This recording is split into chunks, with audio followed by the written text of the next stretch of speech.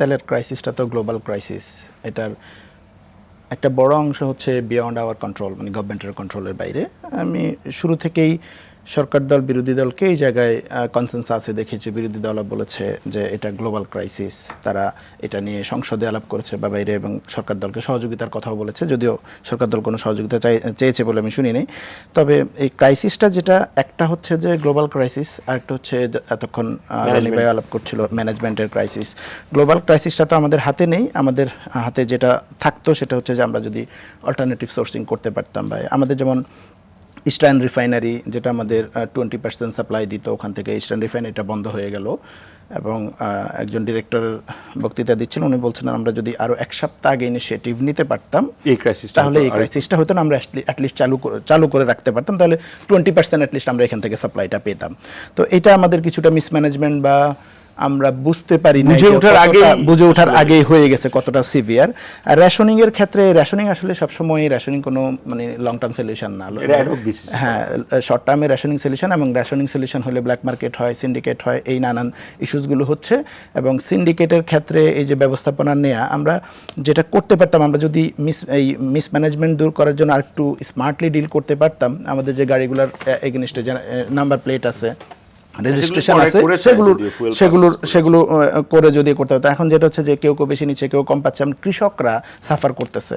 কোনো জায়গায় দেখা যাচ্ছে কৃষকরা লম্বা লাইন দিয়ে পাম্পে দাঁড়িয়ে আছে। এবং যদি আমাদের কৃষকরা ক্ষতিগ্রস্ত হয়, তেলের সাথে এভরিথিং কানেক্টেড, আমার শিল্প, কলকারখানা, ট্রান্সপোর্ট, এভরিথিং কানেক্টেড, এবং তেলের প্রভাব পড়বে ইচ অ্যান্ড এভরি সেক্টরে।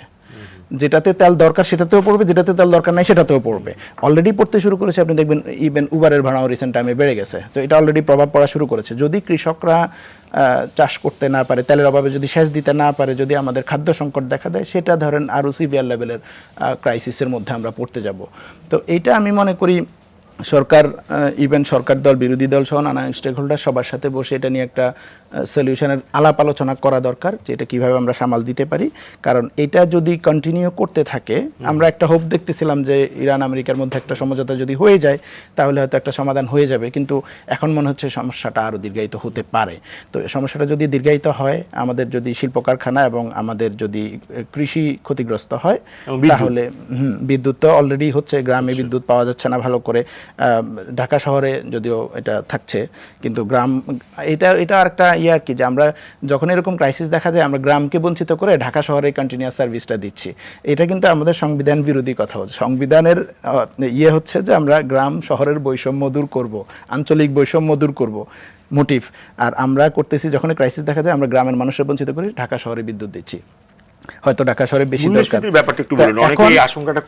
মূল্যস্ফীতি অলরেডি কিন্তু বাজারে প্রভাব পড়া শুরু হয়েছে। আপনার এই যে আমি উবারের কথা বললাম, যে ট্রান্সপোর্টের কস্ট বেড়ে গেছে অলরেডি, এবং এই ট্রান্সপোর্টের কস্ট যদি বাড়ে তাহলে এটা সরাসরি কাঁচা বাজারেও পড়বে, কাঁচা বাজারের দাম বাড়বে। এবং যদি আমাদের কৃষি ক্ষতিগ্রস্ত হয়, যে অবস্থায় যাচ্ছে, সেচ দিতে না পারে, তাহলে তো আপনি কৃষির ইচ অ্যান্ড এভরিথিংয়ে প্রভাব পড়বে। সো আমরা একটা বড় আশঙ্কার জায়গায় আছি যে মূল্যস্ফীতি বাড়বে, এবং মূল্যস্ফীতি বাড়লে মানুষের লিভিং স্ট্যান্ডার্ড ফল করবে। ভোগান্তি যদি একদম ফেমিনের মতো এক্সট্রিম জায়গায় নাও যায়, মানে মানুষের যে খাদ্য সংকট দেখা দিতে পারে যদি খাদ্য উৎপাদনেই ব্যাহত হয় এই কারণে। তো আমি মনে করি এটা একটা সিরিয়াস আশঙ্কার জায়গা, এবং সরকারের টপ প্রায়োরিটিতে থাকা উচিত যে আমি কীভাবে জ্বালানি ক্রাইসিস ম্যানেজ করব।